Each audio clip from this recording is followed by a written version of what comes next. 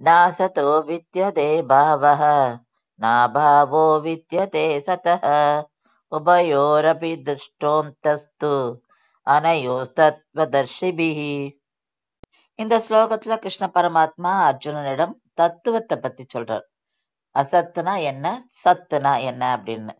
அசத் அழியும் உடல், அது மாற்றங்களுக்கு உட்பட்டது, அது அழிந்து போய்விடும், அது இருக்காது, எப்பவுமே இருக்கும்னு சொல்ல முடியாது. சத் அப்படின்றது போது அது அழியாது, அது அழியாத ஆத்மா, ஆத்மாவை குறிக்கிறார் அவர். அதுக்கு மாற்றங்கள் கிடையாது. அசத்தாகிய இந்த உடல் மாறும், அதுக்கு அந்த அழிவற்ற தன்மை இருக்குன்னா சொன்னா இல்ல, அதுக்கு அழிவற்ற தன்மை கிடையாது, அது அழியதான் போகிறது. ஜீவாத்மாக்களுக்கு அழிவே கிடையாது. எத்தனை உடல்களை எடுத்தாலும் அது திருப்பி திருப்பி திருப்பி இருந்துட்டே தான் இருக்கு.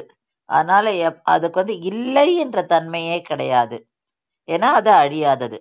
இந்த இரண்டின் தத்துவத்தை நன்கு அறிந்த ஞானிகள், அவா கண்டுபிடிச்சிருக்காளாம், அவா கண்டுபிடிச்சியும் அதை சொல்லிட்டு போயிருக்கா, அவர்கள் சொன்ன தத்துவம் இது அப்படின்னு சொல்லி பகவான் அர்ஜுனனிடம் சொல்கிறார்.